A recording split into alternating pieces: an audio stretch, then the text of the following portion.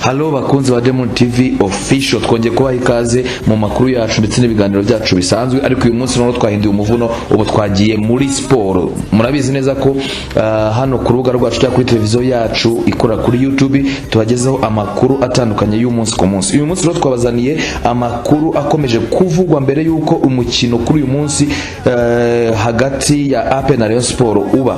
Tubibutse ko uyu ni umukino wa 94 ugiye guhuza aya makipe hagati yayo. Mbere yuko rero uyu mukino uba haba habanze kuvugwa byinshi, abafana baravuga, abatoza bakavuga, ndetse rimwe na rimwe n'ubuyobozi bw'amakipe bukavuga. Ariko twebwe icyo gitugarone kujya tubereke imibare y'ingenzi iri hagati y'uyu mukino, cyangwa se imibare y'ingenzi hagati mu mikino yagiye ihuza aya makipe yombi, kugira ngo nawe nk'umufana umenye ngo iyi kipe ishobora gutsinda ndayiha amahirwe ya naya, cyangwa se nimba ubetinga umenye ngo dasiriraho iyihe kipe. Murabizi neza ko aya makipe agiye guhura ku 94 akunda kwesurana. Aya makipe rero amateka yayo burya ntabwo ari aya hafi aha, kuko atangira cyangwa yatangiye mu 1995. Uyu mukino rero ugiye kuba ushobora kuzasiga Kiyovu Sport ku ruhembe rwo kwegukana igikombe cya shampiyona nyuma y'imyaka 19. Iyi Rayon Sport igiye kwakira uyu mukino wo kwishyura nyuma y'uko yatsinzwe na mukeba wayo APR FC mu mukino ubanza ibitego 2-1. Umukino nabwo wari wabereye kuri stade ya Kigali mu mwaka ushize 2021. Hari ibyo rero imibare twereka, cyangwa hari iby'ingenzi ukwiye kubanza ukamenya nk'umufana, ngira ngo wajya no gufana cyangwa wajya gukunda ikipe yawe ukaba ubishingira, ukaba ubizi umunsi ku munsi. Aya makipe rero aho rahanganye nababwiye ko yatangiye guhangana mu mwaka w'1995, aho Rayon Sport na APR FC bamaze guhura inshuro 93. ni ukuvuga umukino w'uyu munsi ni inshuro ya 94 mu mukino wa shampiyona ndetse n'igikombe cy'amahoro ndetse n'andi marushanwa. Ni ukuvuga biteranyije byose aya makipe amaje guhura cyangwa agiye guhura ku nshuro ya 94. Aya makipe aho rahanganye yatangiye guhura nk'uko tumaje kubivuga mu 1995.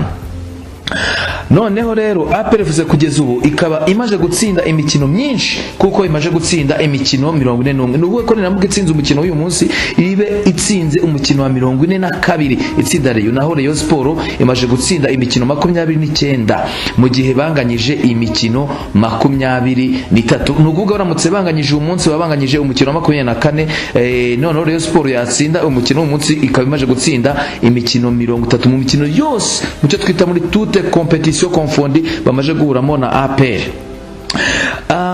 APR FC rero ikintu kwe kumenya nuko imaje gutsindamo ibitego 251, naho Rayon Sport ikaba imaje kwinjiza ibitego 121. Ibi bintu mwe mubizi bafana ba Rayon Sport, ni mubimenye ko mumaje gutsindwa na APR ibitego 251. Rayon Sport rero ifite agahigo gutsinda uyu mukino ibitego byinshi. Nabyo bimenye Rayon Sport ifite agahigo ko gutsinda ibitego byinshi muri mukino nk'uyu nguyu, aho imaje gutsinda inshuro ebyiri ibitego 5-2. Rayon Sport niyo rwose yigarika Rayon ikayikubita ibitego byinshi kuri derby. Bwa mbere byari ku itariki ya 3 Ugushyingo muri 1996 mu mukino wari wateguwe n'icyahoze ari kaminuza y'u Rwanda bitaga UNR mu rwego rwo gukusanya amafaranga yo gusana ibyo byarangiritse kubera inkongi y'umuriro muri iyi kaminuza. Indi nshuro APR FC nayo yaje gutsinda Rayon ibitego 5-2. Ni ku itariki ya 26 Ukwakira muri 1997 mu mukino wo gushyikiriza Rayon Sport igikombe cya shampiyona yari yegukanye. Mukwiye kumenya ko kandi muri 2017 muri uyu mwaka amakipe yahuye inshuro nyinshi, kuko yahuye inshuro 5. Ibyo mwamubizi muri 2017 APR nalo byahuye inshuro 5. APR FC yatsinzemo inshuro 2, no kuvuga tariki ya 21 Mutarama 2017, no muri shampiyona itsinda igitego 1-0, yongera tariki ya 1 Gashyantare 2017 mu mukino w'igikombe cy'intwari. Aho ni inshuro APR yatsinze Rayon muri 2017. APR FC mukwiye kumenya ko kandi ari iheruka gutsinda imikino 3 ya shampiyona iheruka guhuramo na Rayon Sport. aho hari tariki ya 16 Kamena uyu mwaka. APR FC murabizi ko yatsinze Rayon Sport mu karere ka Bugesera ikubita igitego kimwe ku busa. Mbere yaho muri 2019 ikaba yari yaratsindiye kuri Stade Amahoro ibitego 2 ku busa, itsindiye itsinda Rayon byayiviriye ari nabyo yaje kuviramo umutoza wari umutoza wayo mukuru Martinez kwirukanwa. Ibi murabyibuka. Mu gihe tariki ya 23 Ugushyingo 2021 nabwo APR FC yatsinze Rayon Sport kuri Stade ya Kigali ibitego 2-1. Rayon Sport yo iheruka gutsinda APR muri shampiyona y'u Rwanda tariki ya 20 Mata 2019 aho yayitsinze igitego kimwe ku busa. Iyo mibare ngira ngo muri kugenda muyumva, izi match mwarazirebye ababyibuka. Umugande Davis Kasirye niwe mukinnyi wenyine ufite agahigo ko gutsinda ibitego 3 mu mukino umwe wahuje aya makipe. Jimmy Gatete nawe rutahizamu wa APR yatsinze ibitego byinshi muri uyu mukino, dore ko yakiniye amakipe yombi. Ibyo mwe mubizi ko Jimmy Gatete yakiniye amakipe yombi, no kuvuga Rayon Sport na APR, aho yaje gutsinda ibitego 8. Jimmy Gatete aya makipe yombi yatsinze ibitego 8 mu mikino yagiye ibahuza, aho buri kipe yayitsindiye ibitego 4 mu gihe yayikiniraga.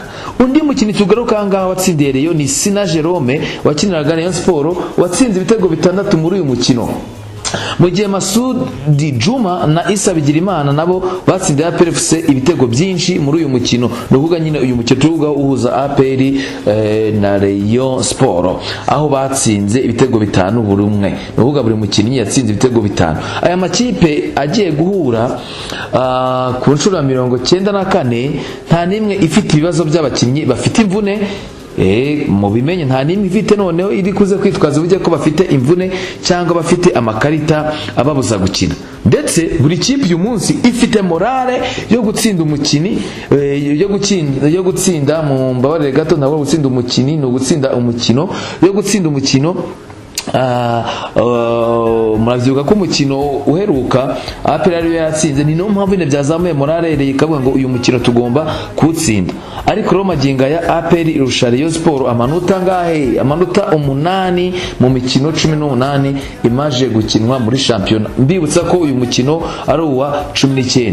Ngayo nguko rero aya namwe cyangwa ni bimwe mu makuru y'ingenzi cyangwa mu duhigo twagiye turanga iyi mikino ihuza APR na Rayon Sport.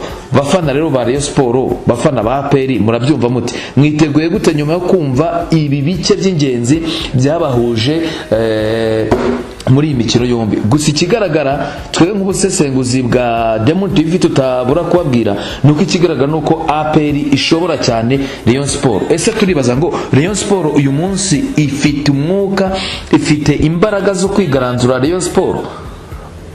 Ese turibaza ngo Rayon Sport ifite imbaraga zo kwigaranzura APR uyu munsi?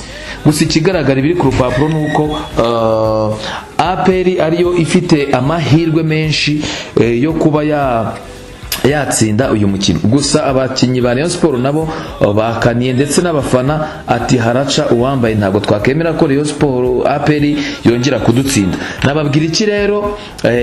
Icyo nababwira nuko mugane kuri Stade Amahoro Nyamirambo mwihera ijisho uyu mukino. Ikindi nababwira nabibutsa nuko wagura itike yawe online, aho wakanda akanyenyeri 939 urwego ukagura itike y'uyu mukino. Icyo nababwira nuko itike ya make iri ku mafaranga 5,000, VIP ni 10,000, naho VVIP ikaba iri ku 20,000.